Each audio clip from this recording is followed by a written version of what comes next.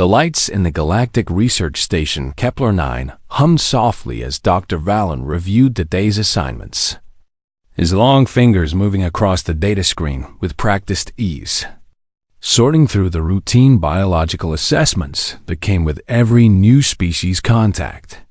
The Galactic Council required detailed information before any species could join the interstellar community, and Dr. Valen took his work seriously. He had cataloged over 300 species in his career as a xenobiologist for the Archon diplomatic course. Kessa, he called to his junior researcher, who was organizing sample containers across the laboratory. I have a new assignment for you Earth species, newly contacted. Standard biological assessment protocol. Kessa's skin shifted to a pleased blue color as she accepted the data tablet, eager to prove herself capable of handling important work without constant supervision. She had only been with Dr. Valen's team for 2 cycles, but already showed promise. Run the full analysis, Dr. Valen instructed. Turning back to his own work on a fungal species from the Outer Rim, map the predator-prey relationships, identify population controls, trace evolutionary pressures, the usual process. Kessa nodded and settled at her workstation, loading the human genetic code into the laboratory's main computer system. Every known species in the galaxy had natural predators or environmental checks that kept their populations balanced. This was the fundamental law of biology that held true across thousands of worlds. She initiated the ancestral predator algorithm, a sophisticated program that could trace evolutionary markers left by natural predators in a species' DNA. The system searched for genetic adaptations, fear responses, survival mechanisms, and instinctual behaviors coded into the very structure of life itself. The first results appeared on her screen, and Kessa frowned, reading the data twice to make sure she understood what she was seeing. Historical predator species identified, 47, the screen displayed. Current status, extinct cause systematic elimination by prey species. That couldn't be right, Kessa thought, checking the input parameters to ensure she hadn't made an error in the initial setup. No prey species had ever driven its predators to extinction. The natural balance simply didn't work that way throughout the entire galaxy. She cleared the results and ran the analysis again, using different parameters and cross-referencing with Earth's geological records. The same answer appeared: 47 predator species, all extinct, all eliminated during the same time frame that humans developed tool use and cooperative hunting. Kessa ran the analysis a 3rd time, certain the algorithm had corrupted data or conflicting information from Earth's databases. But again, the results came back identical. Dr. Valen, she called across the laboratory, keeping her voice steady despite her confusion. I think we have a problem with the human assessment. Dr. Valen looked up from his work, his skin shifting to a curious orange. What kind of problem? The ancestral predator algorithm keeps returning an error, Kessa explained, bringing up the results on the main display screen. It says humans eliminated all their natural predators. Dr. Valen stood and walked to her workstation, his expression skeptical as he reviewed the data himself. His skin slowly shifted from orange to a concerned gray as he read through the detailed breakdown. The algorithm had identified cave bears, saber-toothed cats, direwolves, short-faced bears, giant hyenas, terrorbirds, and dozens of other apex predators that had once hunted early humans. Every single species was extinct, and the genetic markers showed they hadn't died from environmental changes or natural selection. This shows active hunting, Dr. Valen said quietly, pointing to specific data clusters on the screen. Humans didn't just outlive their predators, they deliberately eliminated them from their world. Kessa's skin turned pale with shock. That's impossible. Prey species don't hunt their predators to extinction. Apparently humans did, Dr. Valen replied. running additional verification protocols to confirm the results. Every test came back the same. He pulled up Earth's historical records and began cross-referencing the extinction dates with human technological development. The pattern was clear and disturbing. As humans spread across their planet, predator populations collapsed when humans developed better weapons and organized hunting parties. The largest predators disappeared completely. They didn't just defend themselves, Dr. Vallon observed, highlighting sections of data. They actively sought out predator dens, killed the young, tracked the adults. This was systematic extermination. Kessa felt her breathing quicken. What do we do with this information? Dr. Vallon considered the question carefully, understanding the implications for Earth's membership application. We forward it to Ambassador Threx. He's the Council's liaison for Earth relations, and he needs to see this before humanity makes their formal presentation. He composed a detailed report, including all the raw data analysis results and his own observations about the unprecedented nature of the findings. No other species in the galactic database showed this pattern of predator elimination. Do you think they're dangerous? Kessa asked quietly. I don't know, Dr. Vallon admitted. But the Council will want answers before they allow humans into galactic society. Meanwhile, on Earth, Dr. Kevin Morrison reviewed the presentation materials one more time, ensuring every detail was perfect for humanity's upcoming address to the Galactic Council. He stood in the temporary headquarters established for the diplomatic mission, surrounded by displays showing Earth's cultural achievements, scientific discoveries, and artistic accomplishments. How's it looking? Dr. Amanda Chun asked, entering the room with 2 cups of coffee. Good, Kevin replied, accepting the coffee gratefully. I think we have a strong case. Our achievements in medicine, technology, arts, philosophy.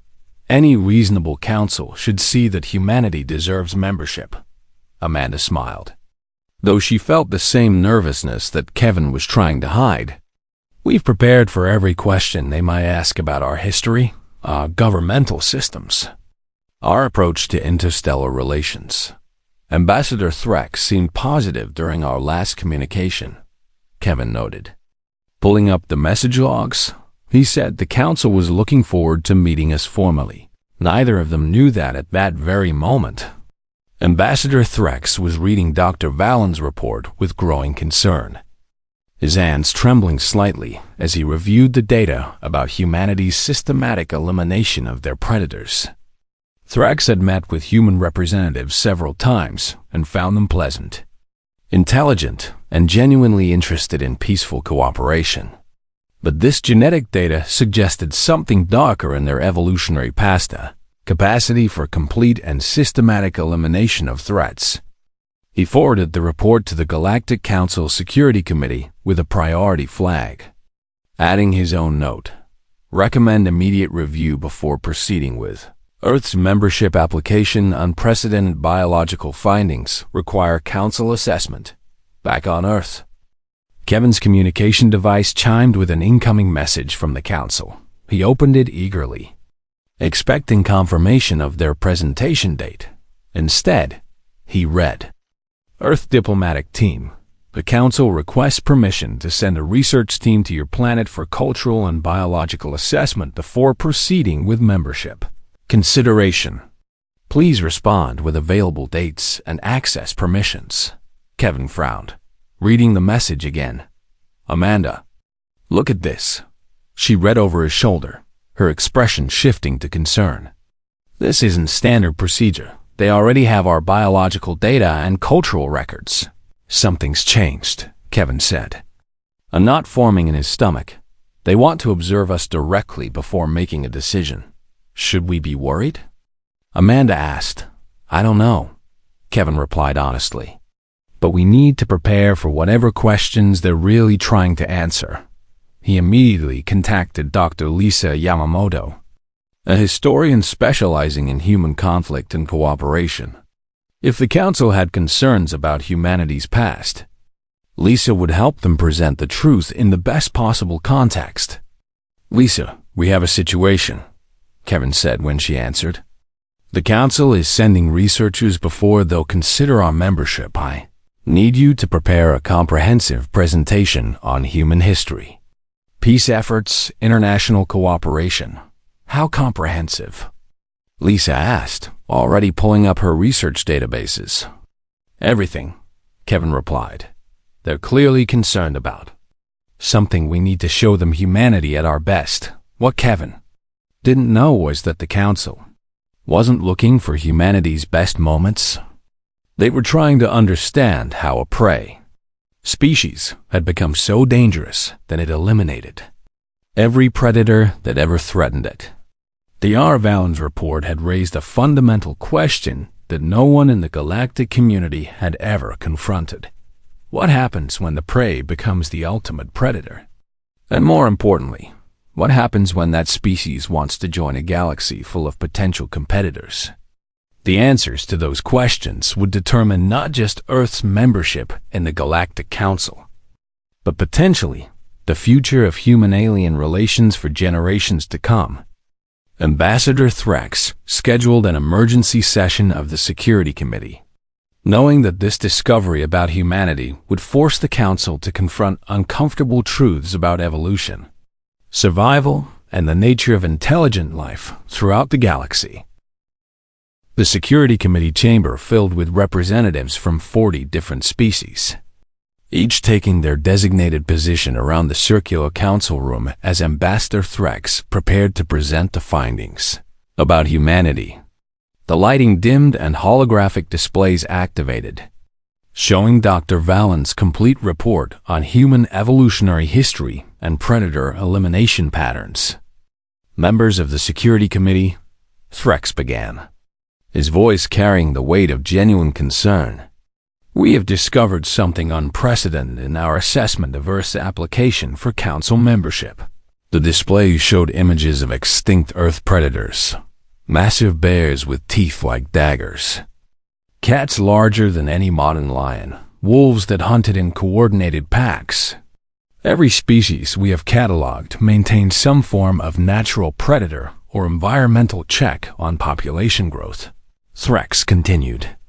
"This is the fundamental balance of life throughout the known galaxy until now."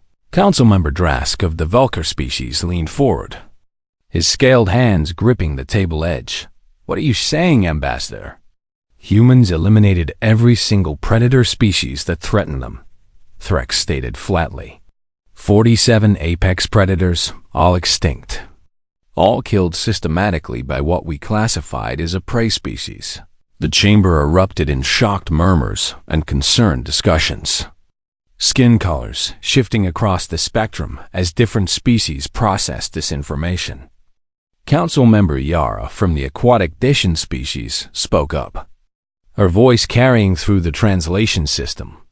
"That's impossible. Prey species don't have the capability to eliminate their predators." "Humans do," Threx replied, bringing up genetic data showing human tool use evolution. They developed weapons, cooperative hunting strategies, and systematic extermination campaigns against anything they perceived as a threat. Drask stood, his expression grave. "My people evolved alongside the Fentari massive pack hunters that still roam our northern territories. We developed technology and civilization while maintaining balance with our predators. This is the natural order for every species except humans," Threx acknowledged. Yara activated her own display panel, showing images from her homeworld of Desha. "The deep predators of my world hunt in the abyssal zones. My people respect them, avoid them, study them, but we would never consider eradicating them entirely. Yet humans did exactly that," Threx said, advancing the presentation to show Earth's historical timeline. "And they didn't stop with natural predators when other species threatened their agriculture. They eliminated those too. When resources became scarce, they eliminated competing species when other humans became threats. They developed increasingly efficient methods of elimination." A representative from the insectoid Krell species clicked rapidly. The translation rendering his words: this species identifies threats and removes them permanently. They don't adapt. They don't relocate. They don't find balance. They simply eliminate. Threx nodded grimly. That is the pattern we see throughout their evolutionary history. Council member Drask pulled up additional Earth data. Look at their weapons development. They went from simple spears to nuclear weapons in less than 10,000 years. That's incredibly fast technological advancement driven by conflict. They even weaponized disease, another council member observed, reviewing historical records of biological warfare attempts. Yara raised her hand for attention. What about their recent history? Surely they've developed beyond such destructive behaviors? Threx brought up modern Earth data. They have made progress in international cooperation, environmental protection laws, conservation efforts, but these changes are very recent in evolutionary terms. Only a few generations out of millions of years of elimination-based survival. How recent? Drask demanded. Their major conservation movement began less than 100 Earth years ago, Threx replied. Before that, they were still actively eliminating species they found inconvenient or threatening. The committee members exchanged worried looks across species lines. A representative from the Peaceful Meridian Collective spoke softly. If we allow them into the council, and they perceive any of us as threats or competitors for resources, what prevents them from applying the same elimination strategies they used on their own world? The question hung in the air. Unanswered and troubling, Drask made a formal motion. I propose we delay Earth's membership application, indefinitely pending further investigation into their behavioral patterns and threat assessment protocols. Seconded. Yara called out immediately. Before we vote, Threx interjected. I recommend we send a field research team to Earth, observe their current society, interview their leaders, and assess whether their recent behavioral changes represent genuine evolution or simply temporary adaptation. Drask considered this a reasonable approach if we're going to reject their application. We should have comprehensive data to support our decision. The committee voted unanimously to commission a field study, and Threx was authorized to select and deploy a research team with full access to Earth's historical records, museums, and human communities on Earth. Kevin Morrison stood in the diplomatic headquarters reading the council's latest message, his expression growing more concerned with each line. They want to send researchers here, he told Amanda Chun, who had just arrived for their morning meeting. Not just a courtesy visit, they're requesting full access to historical records, museums, and permission to observe our communities. Amanda frowned. That's unusual. What are they looking for? The message doesn't specify, Kevin replied. It's worded very carefully to sound routine, but my instincts say something has changed in how they view our application. Do we grant the access? Amanda asked. We don't have much choice, Kevin said. Refusing would only make them more suspicious of whatever they're concerned about. We need to cooperate fully and show them humanity at our best. He contacted Lisa Yamamoto and explained the situation. They're doing a threat assessment, Lisa said immediately, her historian's instincts recognizing the pattern. Something in our data triggered their security concerns. What could it be? Kevin asked, genuinely puzzled. We've been completely transparent about our history, our governmental systems, our intentions. I'll start pulling together a comprehensive presentation on human peace efforts, Lisa offered. Treaties, international organizations, humanitarian work, everything that shows our cooperative nature. She began her research that afternoon, diving into historical databases and modern diplomatic records. But the more she compiled, the more she realized the challenge they faced. For every peace treaty, there were dozens of wars. For every conservation success story, there were hundreds of extinct species. For every example of international cooperation, there were countless examples of conflict and competition. The data didn't paint the picture Kevin hoped for. And Lisa knew she couldn't hide the truth from researchers who would have access to complete historical records. 3 days later, the Galactic research team arrived on Earth in a sleek diplomatic vessel that landed at the designated coordinates outside Washington, D.C. Senior researcher Paul emerged first, followed by his 2 assistants Myra and Jen. All 3 wore translation devices and carried scanning equipment. Kevin and Amanda met them at the landing site, offering formal greetings and welcome to Earth.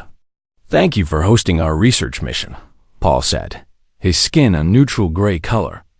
"We appreciate your cooperation with the Council's assessment process." "We're happy to help," Kevin replied, trying to project confidence.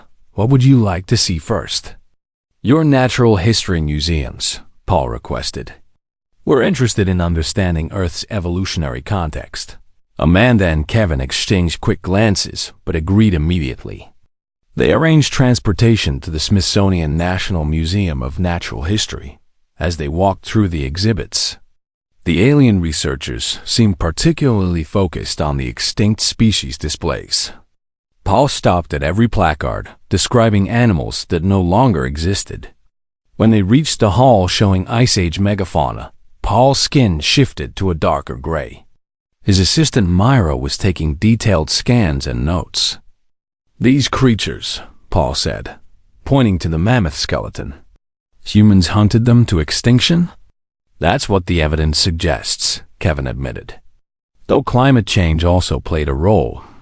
But human hunting was a significant factor.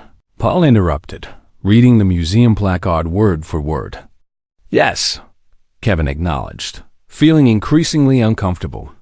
They continued through the museum, and with each extinct species exhibit, the researchers became more somber when they finished the tour. Amanda tried to redirect the conversation. "We've developed strong conservation ethics since those early periods. We now have laws protecting endangered species and extensive habitat preservation programs." "Why did these protections become necessary?" Mira asked bluntly. Amanda hesitated. "Because human activity had threatened many species with extinction. So humans created the problems and then created solutions to problems they caused," Paul observed. Kevin felt his frustration rising but kept his voice calm. "That's an oversimplification. Human civilization evolved over time, and our understanding of environmental stewardship grew with our capabilities." Paul simply nodded, making more notes on his device over the next 2 weeks. The research team traveled extensively, visiting national parks, urban centers, agricultural regions, and historical. Senior researcher Paul and his team spent 3 weeks traveling across Earth, documenting human behavior patterns and interviewing specialists from various fields. Each new piece of information added complexity to their understanding while simultaneously reinforcing their initial concerns. In Alaska, they observed grizzly bears fishing for salmon while human tourists watched from designated safe distances. The humans carried noisemakers and bear spray, maintaining respectful boundaries that seemed to indicate genuine coexistence. "This looks promising," Myra commented, recording the peaceful interaction between species.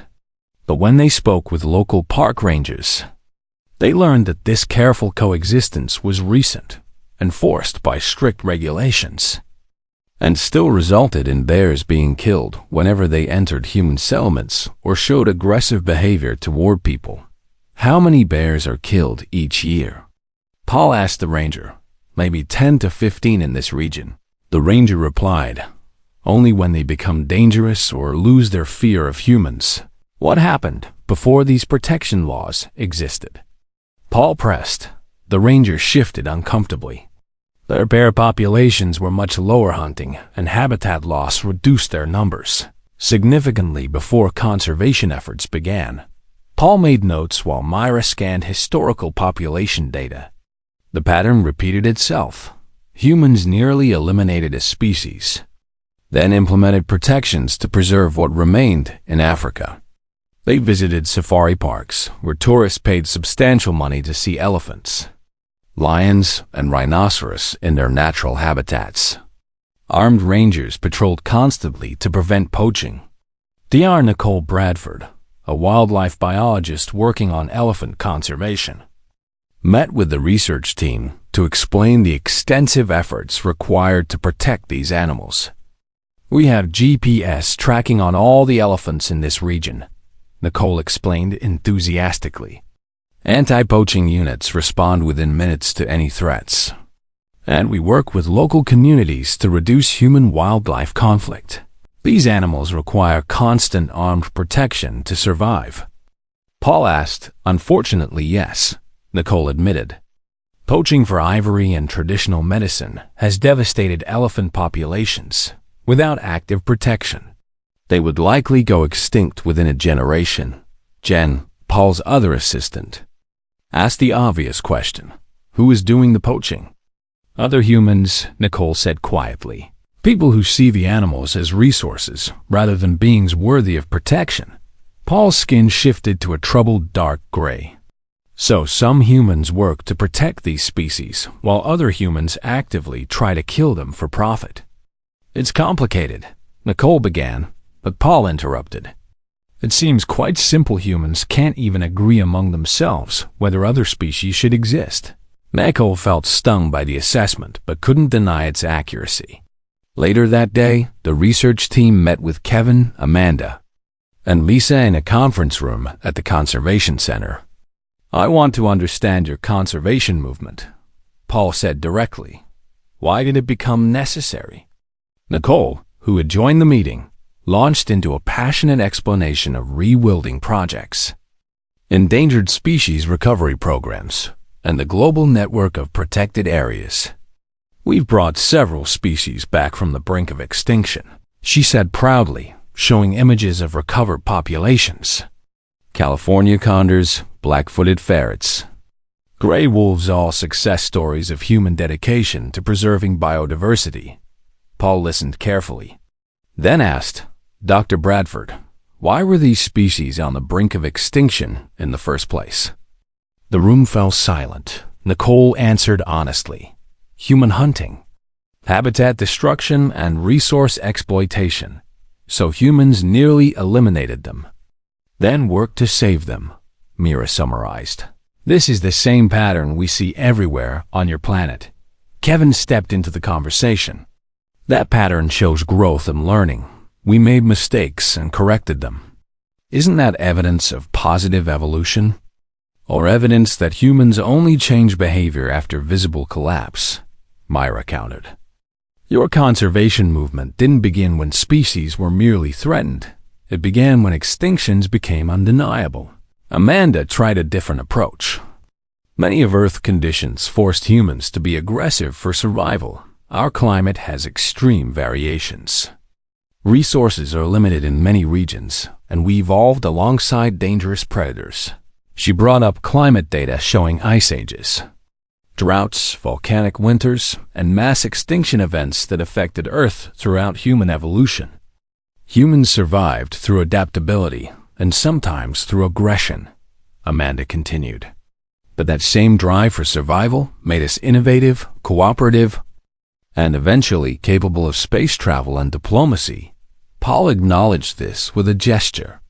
"Many harsh worlds have produced intelligent species. Several council members evolved under similar conditions, yet none of them eliminated all their predators.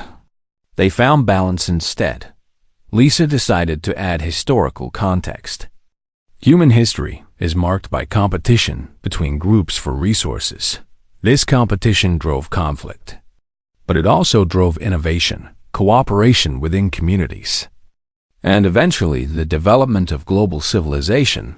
"Tell us about human conflicts," Paul requested, his tone neutral, but his skin color indicating serious concern.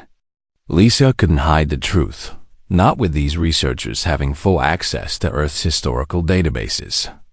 She walked them through major conflicts systematically. Ancient conquests where empires expanded through military force. Colonial periods when European powers competed for global dominance. Two devastating world wars that killed millions and nearly destroyed human civilization. And after learning from these catastrophic wars, Lisa explained, humanity created international organizations to prevent future conflicts, the United Nations, NATO. Trade agreements designed to make war economically irrational. How many wars are currently occurring on Earth? Jen asked. Lisa pulled up current conflict data. Several regional conflicts, mostly internal disputes or territorial disagreements, but nothing approaching the scale of historical wars. Several, Paul repeated. Not zero. Peace is a process, Kevin interjected. Not a destination we've fully reached yet, but the trend is clearly toward less violence, more cooperation, and stronger international institutions. Myra posed the question that everyone was thinking. If humans compete this violently with their own species over limited resources, what happens when they enter a galaxy full of different species competing for the same planets?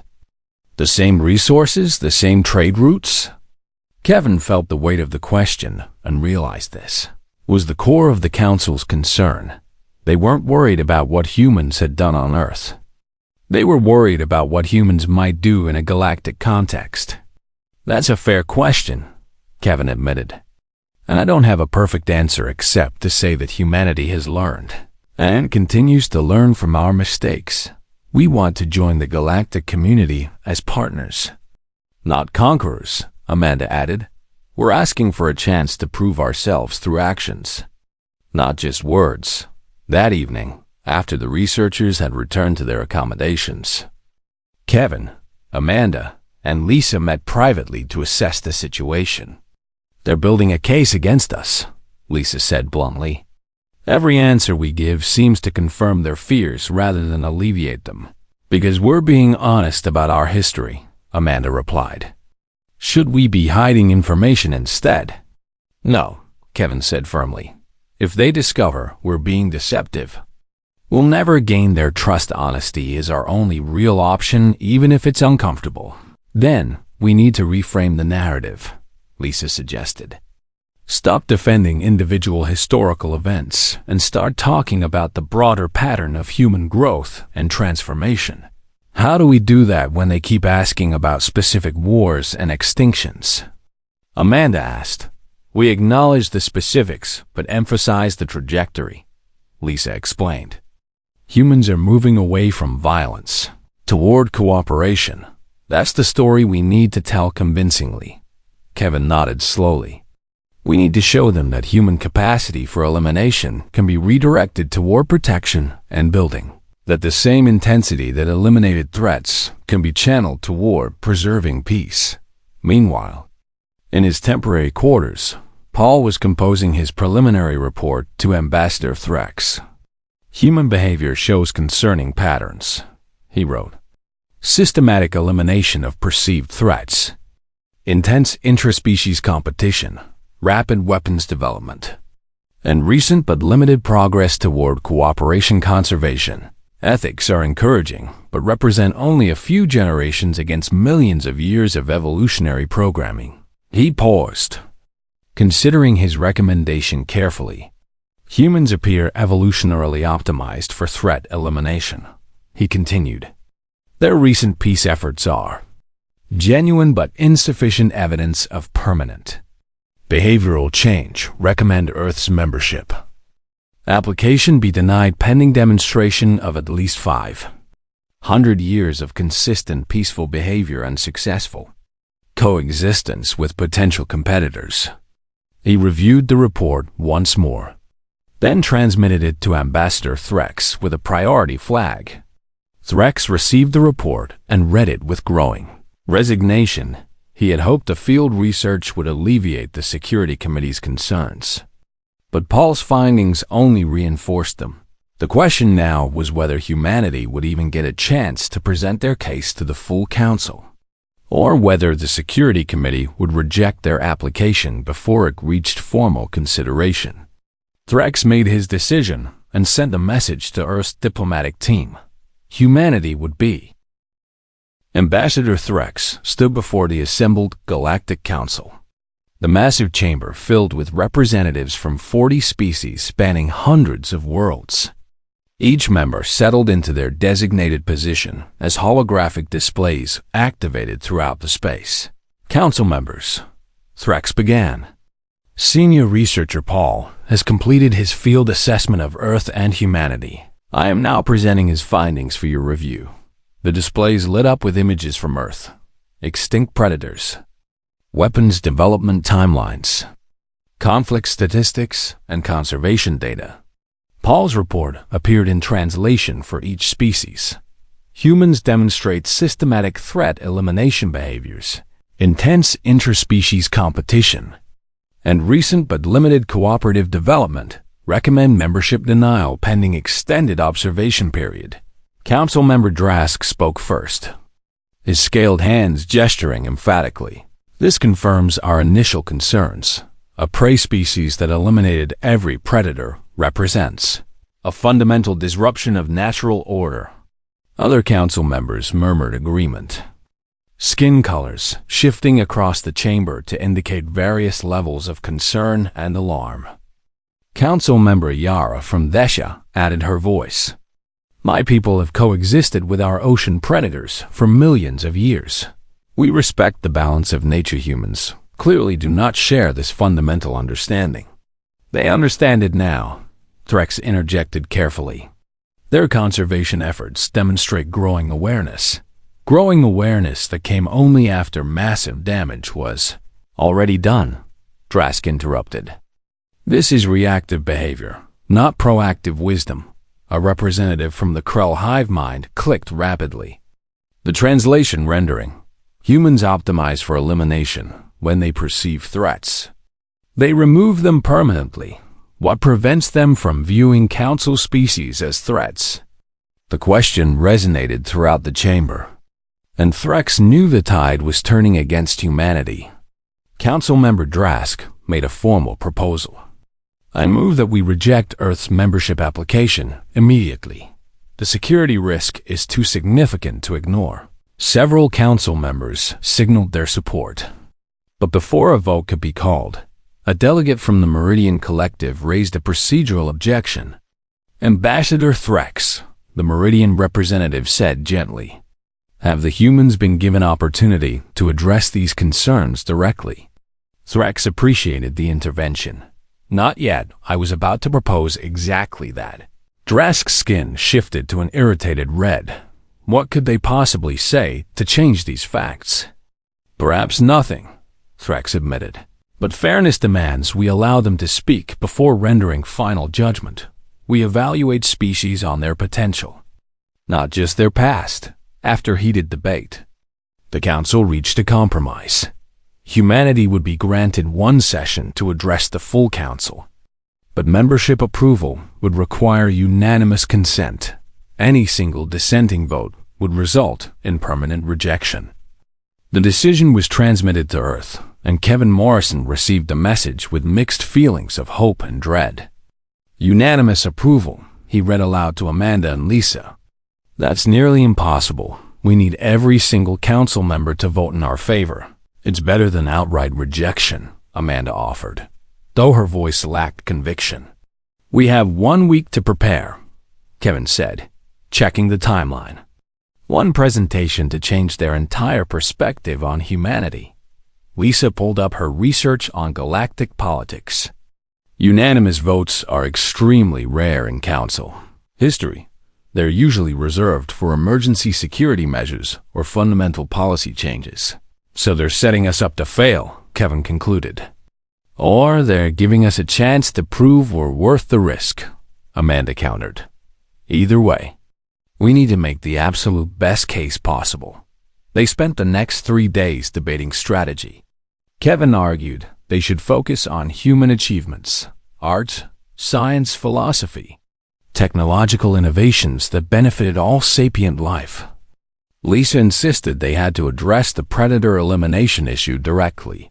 If we avoid it, the council will think we're hiding from our own history.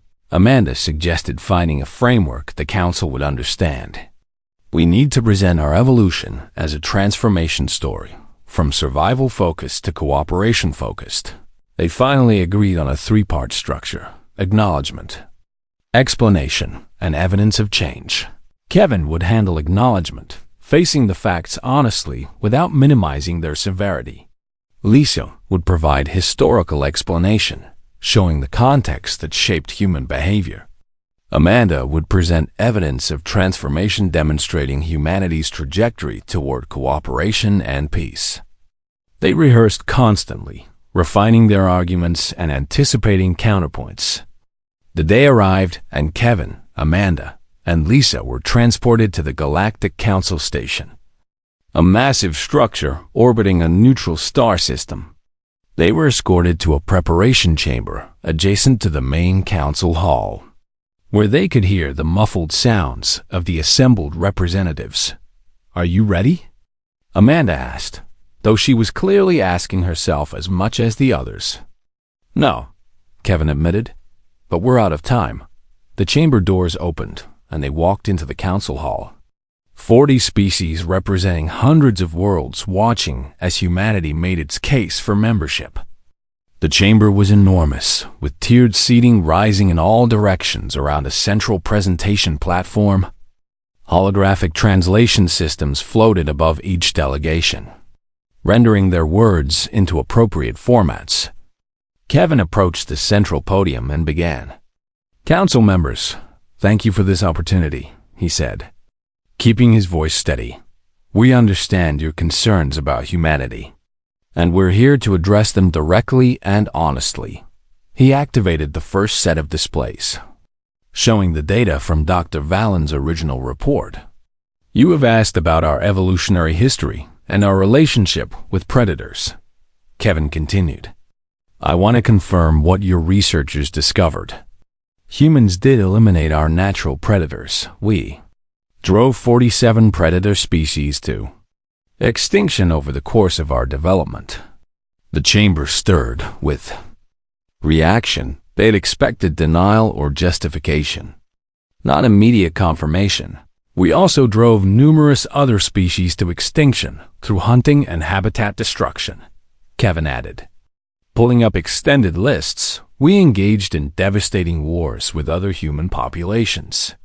We developed weapons of terrible efficiency, and we made countless mistakes that caused suffering and environmental damage."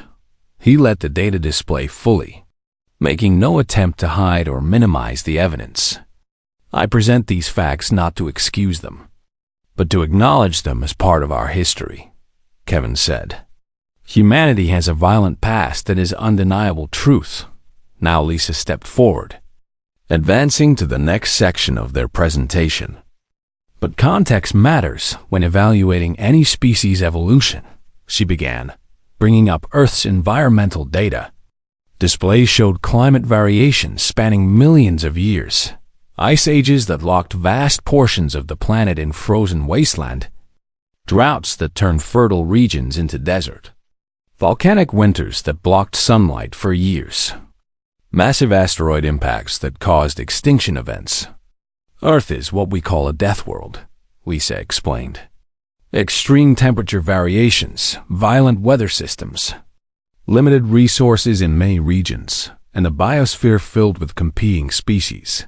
She showed geological data, earthquakes, volcanic eruptions, tsunamis, hurricanes. "Humans evolved not in paradise, but in constant environmental threat," Lisa continued. "We developed persistence. Hunting because we couldn't match predator. Speed, we created tools because we lacked natural weapons. We cooperated because individual survival was nearly impossible." She pulled up comparative data on human physiology. "Weaker than bears, slower than cats, lacking natural armor or venom. We were prey animals who survived by becoming smarter and more adaptable than our predators," Lisa explained. "When saber-toothed cats hunted our ancestors, we learned to hunt them back when cave bears threatened our children. We eliminated the threat. This doesn't justify the extinctions," Lisa acknowledged, but it explains the evolutionary pressure that shaped human behavior. We optimize for survival in an environment that constantly tried to kill us. She showed the timeline of human technological development alongside climate data. Our most rapid advancement occurred during periods of greatest environmental stress, Lisa pointed out. Scarcity drove innovation, threat drove cooperation, competition drove the development of complex social structures. Council member Drask interrupted. Many species evolved under harsh conditions. We didn't eliminate our predators. No, Lisa agreed. But your predators likely weren't as immediately threatening to your survival. Or perhaps your species had natural defenses humans lacked. Every evolutionary path is unique to its environment. Amanda took over for the final section. Bringing up modern Earth data, human history shows clear transformation over time, she began. Displaying statistical trends, violence rates have declined significantly over the past century despite population growth. Amanda showed the graphs. Wars have become less frequent and less deadly as international cooperation strengthened. We created the United Nations to resolve disputes peacefully. We developed international law to govern behavior between nations. She showed conservation success stories, species brought back from extinction's edge, habitat restoration projects, the global network of protected areas. We established the International Space Station as a cooperative venture. Amanda continued, showing images of astronauts from different nations. Kevin, Amanda, and Lisa sat in the observation room overlooking the council chambers, watching through transparent walls as various species representatives engaged in heated discussions that their translation devices couldn't quite capture at this distance. Some of them looked sympathetic, Lisa observed, noting the body language of certain delegates, and some looked completely opposed, Amanda countered, pointing to a cluster of representatives whose skin colors indicated strong negative emotions. We need unanimous approval, Kevin reminded them quietly. Even one no vote ends our application permanently. They waited for 2 hours while the council deliberated, each minute feeling longer than the last. Finally, Ambassador Threx's assistant appeared at their door. The council is ready to vote. Please return to the presentation chamber. The walk back felt endless, their footsteps echoing in the corridor. When they entered the council hall, the atmosphere had changed, more formal, more final, weighted with the importance of what was about to happen. Ambassador Threx stood at the central podium, his expression carefully neutral. The Galactic Council has deliberated on Earth's application for membership, he announced, his voice carrying through the translation systems. We will now proceed with individual votes. Each council member will state their position and reasoning. Kevin felt his heart pounding as the first speaker was recognized. Council member Yara of the Deshans approached her podium, her aquatic features reflecting the chamber's lighting. My people evolved in balance with our environment, Yara began. Our ocean predators hunt in the deep places, and we respect their territory. This is the natural order we have maintained for millions of years. She paused, her expression regretful. Humanity's elimination of their predators represents a fundamental violation of that natural balance, Yara continued. While I appreciate their honesty and their conservation efforts, I cannot support membership for a species that demonstrated such disregard for the interconnected web of life. She cast her vote, opposed. Kevin felt his hope beginning to crumble. If the first vote was negative, what chance did they have of achieving unanimous approval? Councilmember Drask spoke next, his scaled form imposing even through the holographic display. The Vulkar lived alongside the Fentauri for countless generations, Drask said. We learned to coexist through respect and appropriate boundaries. Our civilization developed without requiring the extinction of our predators. He looked directly at the human delegation. I believe humanity is sincere in their desire for peaceful cooperation, Drask acknowledged. But sincerity is not the same as safety. A species that systematically eliminated every threat it faced poses an inherent risk to galactic stability. He voted opposed.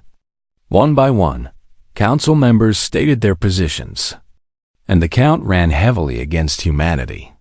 Representatives cited concerns about human violence, aggressive expansion patterns, weapons development, and the fundamental question of whether a predator-eliminating species could coexist peacefully with potential competitors.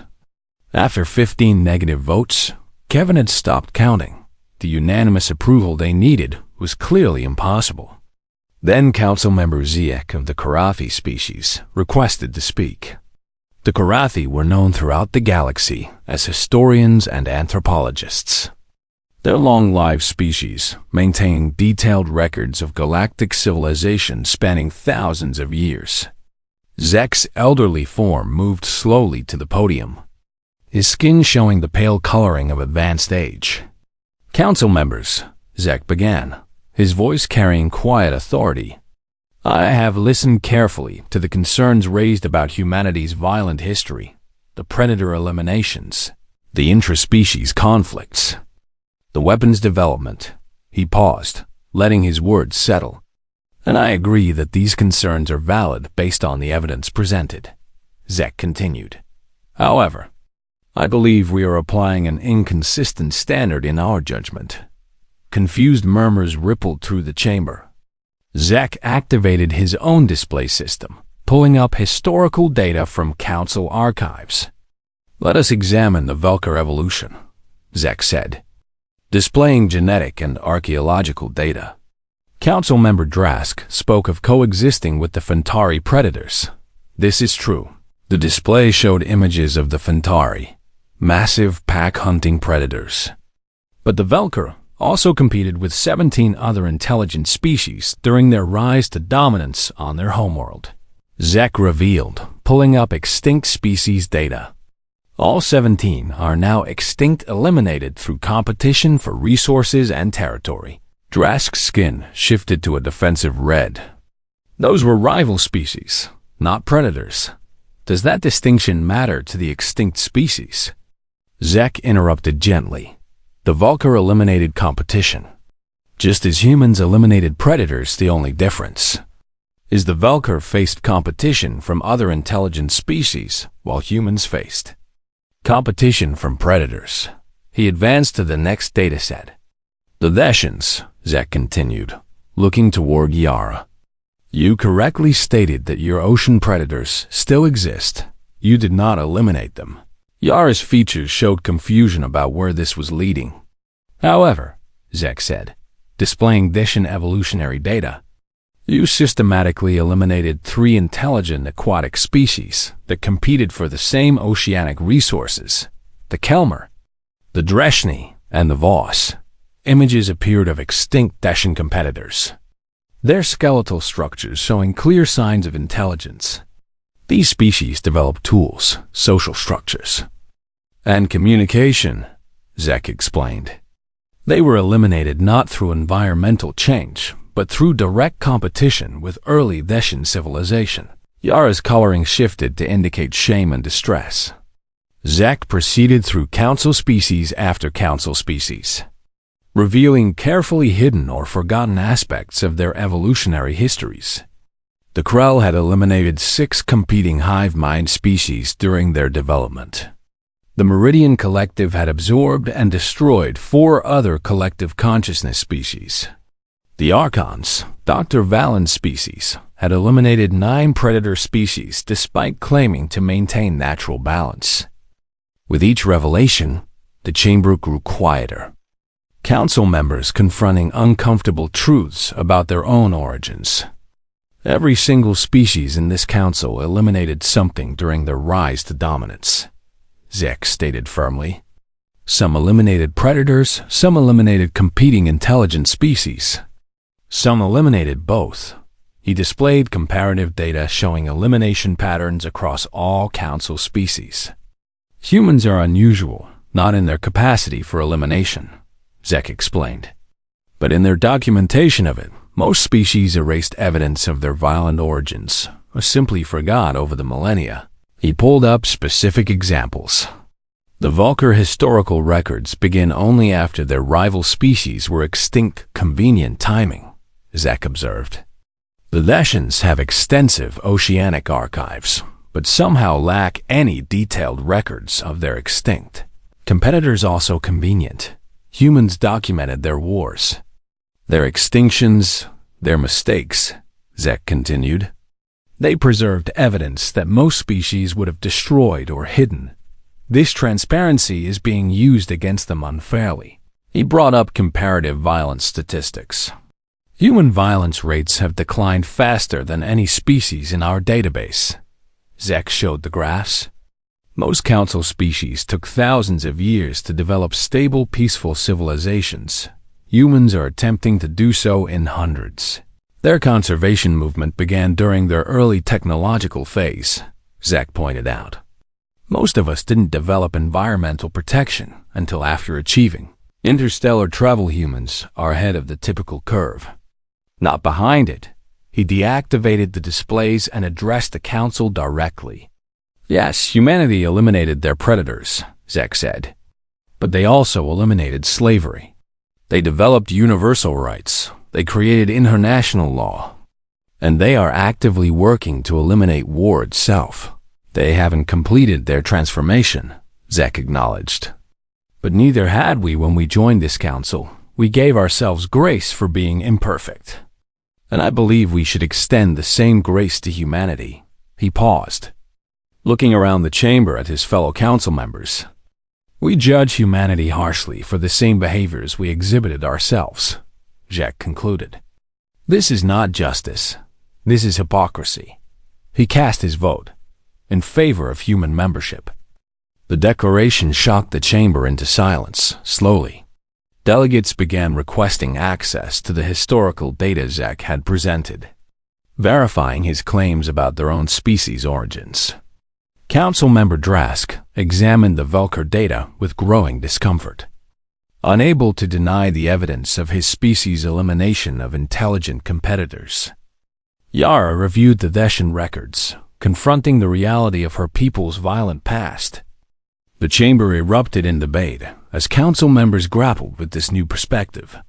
Ambassador Threx called for order and announced a brief recess for delegates to review the historical data and reconsider their positions. 3 days passed while the council conducted extensive research into their own evolutionary histories. Species that had built their identities on peaceful coexistence were forced to acknowledge violent origins they had forgotten or suppressed. When voting resumed, the atmosphere had fundamentally changed. Council members stood one after another, acknowledging the validity of Zek's arguments. I cannot condemn humanity for behaviors my own species exhibited, one delegate stated, changing their vote to approval. If we judge species by their worst historical moments rather than their trajectories, none of us deserve